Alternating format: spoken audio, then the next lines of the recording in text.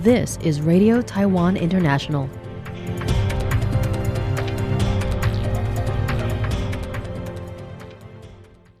Welcome to the news on Radio Taiwan International. I'm Michelle Chang coming to you from Taipei, Taiwan. We begin with a look at today's top stories for Friday, August 1st.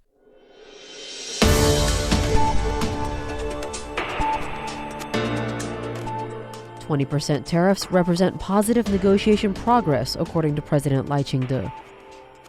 Taiwan's foreign minister calls on Japan for greater support of Taiwan's CPTPP bid. And U.S. lawmakers plan an August visit to Taiwan amid concerns of deprioritized Indo-Pacific security. But first, today's top story. President Lai Ching-te noted the phased progress of the new 20% reciprocal tariff imposed on Taiwan by the Trump administration in a press conference on Friday. He underscored that Taiwan-U.S. negotiations are still ongoing and that 20% is not the final target. On July 31st, local time, U.S. President Trump imposed modified reciprocal tariff rates on dozens of countries around the world, including Taiwan. This is in keeping with the Trump administration's deadline of August 1st, when the 90-day tariff pause was set to expire. However, many rates, including Taiwan's, reflect ongoing negotiations as well as finalized trade agreements. The new tariff rates will take effect on August 7th, as per CNBC.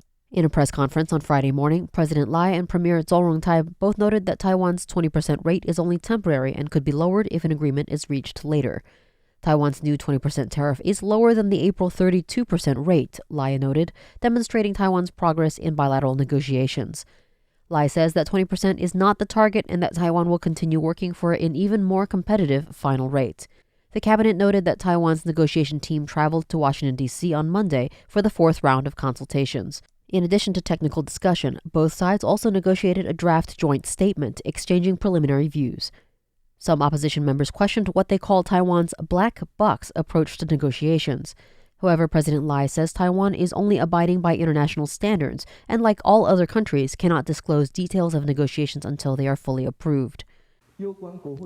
Any matters involving the legislature must be reported to them, obtain their consent, and be properly explained to Taiwanese society to gain its support in order to implement the final negotiated agreement.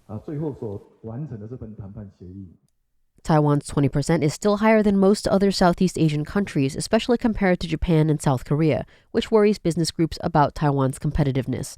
Premier Zhuo says another meeting with relevant industries and ministries will be convened this afternoon to reassess the impact of the new tariff on Taiwan's industries and adjust support regulations accordingly. Lai notes the cabinet has already submitted its tariff support plan, which has been reviewed by the legislature, and hopes that the cabinet will swiftly submit a new special budget addressing the 20% rate.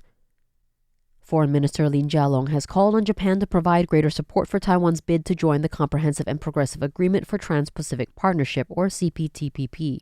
The Foreign Ministry says Lin met with a delegation led by Democratic Party for the People Youth Division leader Satoshi Asano and appealed that Taiwan's inclusion in CPTPP would contribute to regional prosperity and development. Lin also thanked Japan for its continued emphasis on the importance of peace and stability in the Taiwan Strait.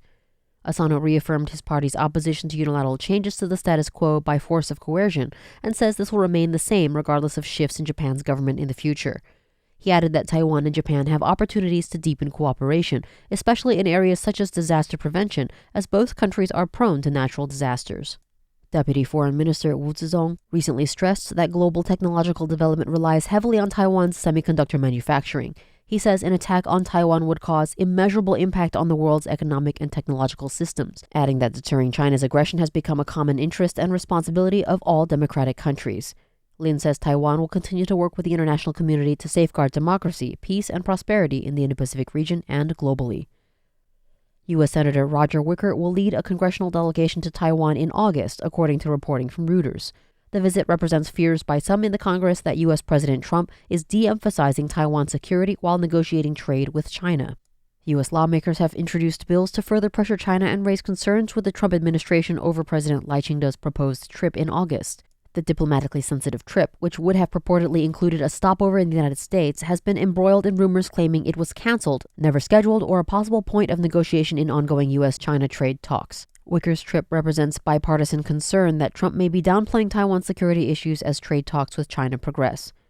U.S. government officials say Trump remains fully committed to Asia-Pacific security amidst ongoing trade talks, and that he has a good personal relationship with Chinese President Xi Jinping.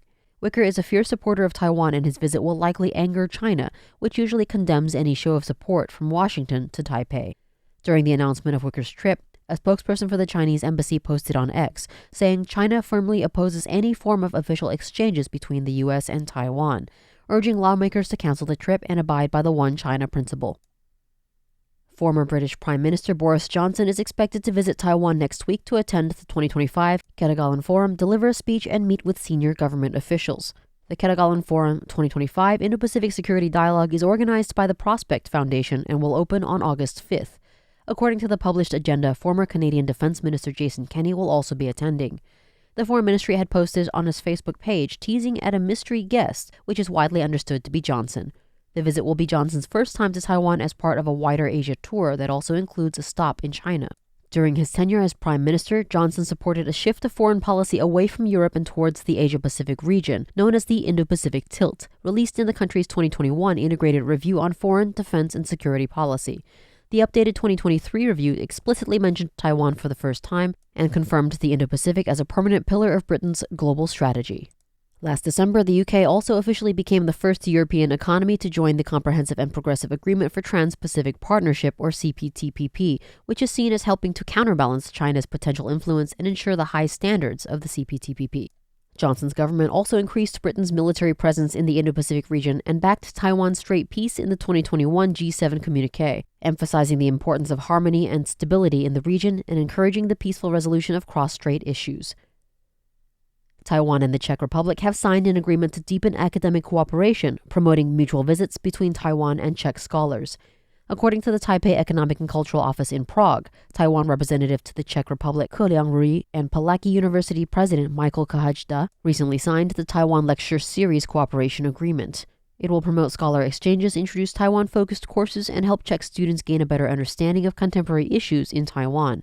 Kahajda says he hopes the new lecture series will strengthen academic interaction and exchange. Ke says he hopes the program will spark greater interest in Taiwan among Czech students and encourage participation in scholarships and exchange programs. He added that he hopes this collaboration will further strengthen existing ties and take cooperation efforts to the next level. President Lai Ching-te affirmed this year's theme, Fresh Hospitality, at the 2025 Taiwan Culinary Exhibition on Friday.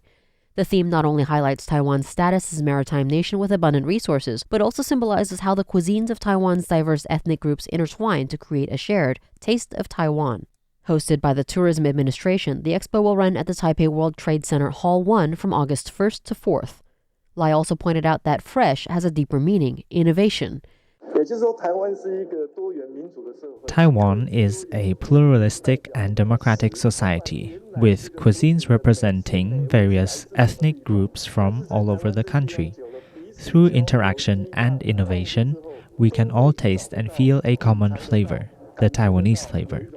Taiwan is also an international country, so you can find cuisines from all over the world here, including Japanese cuisine that Taiwanese people love, which also has a Taiwanese flavor to it here.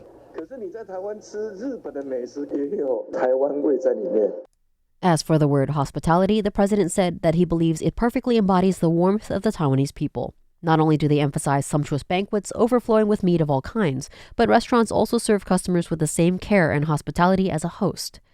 Lai continued that Taiwanese cuisine continues to innovate, consistently earning international recognition from the Michelin Guide and Bib Gourmand, demonstrating that Taiwanese cuisine possesses both local flavors and international standards. He underscored his hopes that the expo will encourage visitors to explore its offerings while also boosting tourism in Taiwan.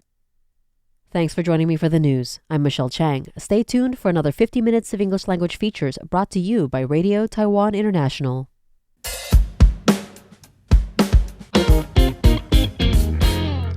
Apple Podcast, Google Podcast, SoundOn Podcast, Spotify. You name it, we're on it. You can find selected shows produced by RTI's English team on different streaming services. All you have to do is search for the show or type RTI. Find an episode you find interesting, hit play, and you'll learn more about Taiwan and its people.